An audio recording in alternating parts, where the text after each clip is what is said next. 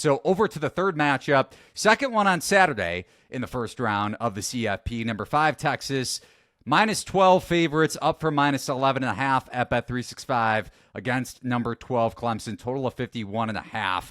So Texas, not only do they have a stout defensive front like Indiana, you could compare strength of schedule, yes, but just saying is all I'm saying, even if you want to say apples and oranges, but they also have allowed the fewest explosive passing plays per game. So Pete Kwiatkowski's unit seemingly with a slight edge against Cade Klubnik and this Clemson passing offense. Would you agree there, Adam? Or do you expect a tighter game, at least as it relates to the point spread?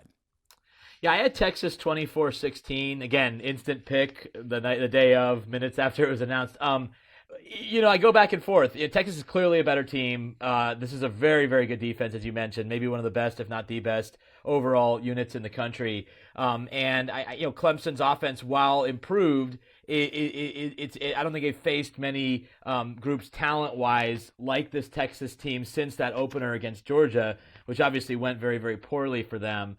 I think there's some interesting things, though, on the Clemson side. You have Cade Klubnik, their quarterback, who really had a good season, guys. I mean, he was someone who people were down on after last year, but he rebounded very nicely, especially after that Georgia performance, and came away with strong numbers. He goes back. He's from Austin. He grew up miles from Texas's campus, so you never know how that's going to factor in as far as how he performs.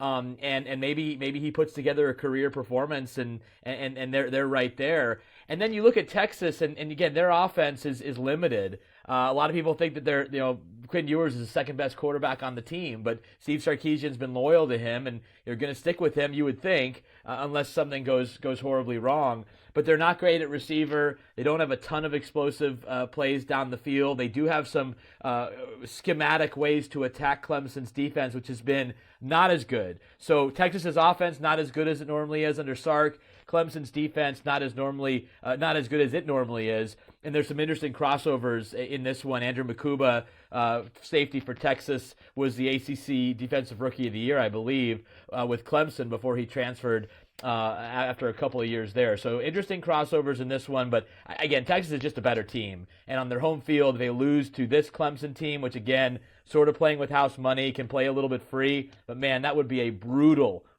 way for this season to end for Sark and the Longhorns. Yeah, especially after all the negative turnover variance that struck them in the SEC championship and that overtime loss to Georgia. Brett, you in agreement with Adam that this game could be tight, maybe Clemson covering, or stay away for you like Penn State and SMU, at least in terms of the opening or closing number pregame odds? Well, I need to see if Kelvin Banks is going to play first because he missed the SEC championship game. Quinn Ewers was sacked 6 times and pressured 17 times. Clemson has the talent on the defensive line to get home.